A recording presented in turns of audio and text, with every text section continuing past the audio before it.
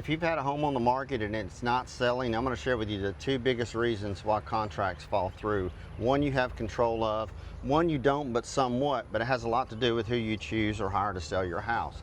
So the two biggest things, and grab a pen and a piece of paper, you might want to write this down. This comes from my 30 years in the real estate business as being a real estate broker. I've bought, flipped, sold. I've owned real estate brokerage companies. I've trained real estate agents, and most importantly, I've sold over 4,000 houses.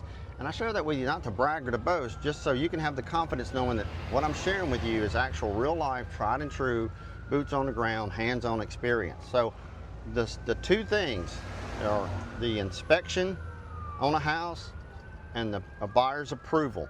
So here's how you get past and over the buyer's approval. You tell your real estate agent, don't bring me an offer unless they're approved. It's that simple. Do not bring me an offer unless they're approved. That way the agent can say, the seller told me do not bring them an offer unless the buyer's approved. I don't even know the number, but it's somewhere probably around 85, 88%. If you're a real estate agent out there, correct me, but there's a huge percentage of houses that are sold cooperating with other agents. In other words, me as a real estate broker, I put a house on the market, I put it in the multiple listing service, and then another real estate agent comes along with the buyer. So you're using all the buyers that any real estate agent has instead of just you hanging on to it as a real estate agent. So in doing so, you open up the door for so many more buyers, right? But you got to make sure the buyer's approved, and that's why it's so important to say, hey, I need to see an approval letter, not a qualification. Qualification is where a buyer's basically made a phone call and talked with the lender and said, here's my credit, and here's my job, and here's what I've done, here's what I got a little bit saved, and it's literally worth squat. You need to have an approval, because an approval has nothing to do, if you learn anything from me, just know this, an approval has nothing to do with the house. If you're a buyer, seller, agent, doesn't matter. It has nothing to do with the house. Approval has to do with the financing that the lender's going to give, the money the lender's going to give the buyer, and based on whether or not they can pay the mortgage payment. House has nothing to do with it. They don't need a clear title. They don't need, we get an appraisal. Once we get an appraisal, we're going to get approved. That's crap, lenders. Get the people approved. Once they're approved, they're 100%. Then they can go find a house, and then they can say, okay, well, your house is approved based on the appraisal, and we got to go through underwriting and all that. What it boils down to is real simple. Tell your agent, do not bring me a contract for, unless they're approved. They got to be approved. And that way it opens up the real estate agent to tell any other real estate agent, hey, I need an approval letter. You sent me a copy of the contract. Can't tell you how many contracts I've had. And I don't care the agent, who they are, how many years in the business, and I've rattled some cages over the years, I'm sure, because agents are like, man, Wayne's a stickler. I am, because when somebody's hiring me $10, $12, $15, $20,000, and my agents all around the country do the same thing, they want to make sure that that person is happy with me, first and foremost. Second comes the real estate agent. Second comes the buyer, who we never see unless we go to the closing with you, the seller.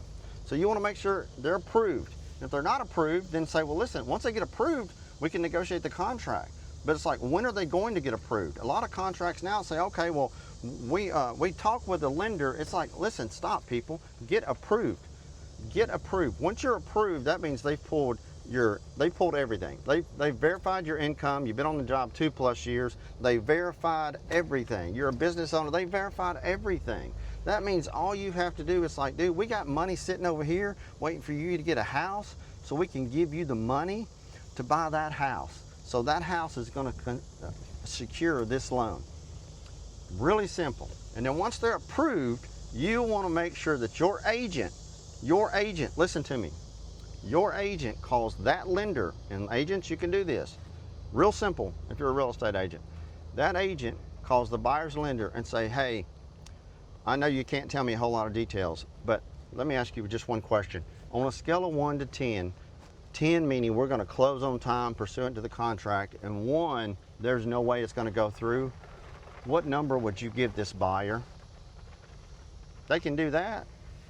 They can certainly do that. They can say, we're about a 7. Okay, well, what will it take for us to get to a 10? Is there anything, hurdles or anything that I can do, or the agent can do, or the homeowner can do? And I'm like, oh no, we're just waiting on a pay stub. Oh no, we're just waiting on this. Listen, they're not supposed to divulge or tell anything, but at the very least, it kind of keeps you a little bit more involved as an agent listing a house, so you can give that feedback to the homeowner so they'll kind of know what's going on, what's going down, what's happening. Approval, it's just that simple. The next thing, home inspections. I can't tell you how many houses, and this is on the seller, so I banged up a little bit on the buyer. You got to get approved, right? Now I'm gonna shift gears a little bit and talk to the seller. You have to get your property inspected before you put it on the market. If you're a real estate agent out there, you're watching this, give me a thumbs up, because you know as well as I do, there's nothing more beneficial than when you put a house on the market is to get it inspected.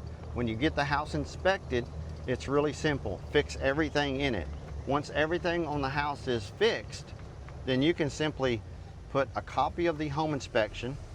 You can simply put a copy of the home inspection on the kitchen counter. So when they come in, they see the home inspection. Not only do they see the home inspection, they see receipts of everything done. There was a junction box that wasn't covered in the attic, now it's covered. There was a cracked window, now we fixed it. And don't just do a home inspection on a general home inspection, because that's not enough.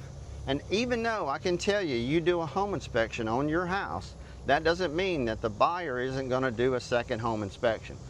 But the two things that makes contracts fall through more than anything is the buyer not being approved, only qualified, or if they are approved, the approval letter gets spit out and it's just not correct.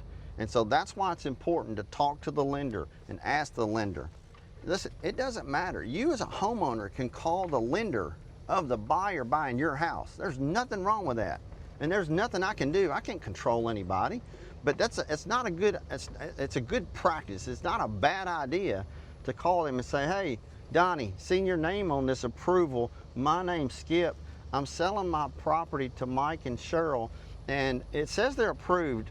Are they approved? Well, I can't divulge that, Mr. Seller. Well, let me ask you this. On a scale of 1 to 10, 10 meaning we can close on time on the 30th like the contract reads, or there's no chance in the world, where would you rank them? Say, oh, well, they're going to be about a 7, they're going to be about an 8. Well, what will take them to a 10, and what's preventing them from being a 10 right now? They'll tell you a little bit, right? Because at the end of the day, the last thing you want, if you're a homeowner out there, give me a thumbs up. At the very least, comment, share your story so other homeowners can know. This stuff is information that's so important, because this isn't just a bunch of this is valuable educational information that everybody should know, that nobody learns. Real estate agents don't learn. It's the blind leading the blind, man. I've said it for years, and that's why I'm so passionate about helping real estate agents, helping brokerage companies, helping real estate teams, helping homeowners, helping buyers. That's why I've amassed literally it's about 1.5 million people around the country that follow me. And it's exciting because I want to be able to share everything I've learned with everyone in real estate. Title, lending, mortgage, it doesn't matter. Once you have the home inspected, you put everything on the kitchen counter, right? It's all done, repairs are made. That way when the buyer comes in, they can say, oh wow, the repairs are made, everything's done. Now, a lot of folks are like, well, I did a general inspection. They're still going to have their inspection more than likely. You also, if you have a well on your property, have your well inspected. Call your local well company. Google who services my well in my area. Listen, I can't tell you enough. Your house will sell so much faster and so much easier when you have it inspected. Of course, pricing it right, terms, location, agents you select, all that good stuff. But I'm going to tell you, if you've got it clean, decluttered, spruced up, the cleanest house is going to be the next one to sell. I always tell everybody that. But I can't emphasize enough, even if you do all of that, but you don't have it inspected, and sure as the world, they find cracks in the foundation, they find cracks in a window, they find stuff that you had no idea existed. That way you can put it on the property condition disclosure, which is 11 to 13 pages long, depending on who's printing it out and how the fine print. But it's a disclosure that every homeowner in the country has to fill out if they've been the rightful owner and lived in the property. There's a few exceptions. If it's a bank, they haven't.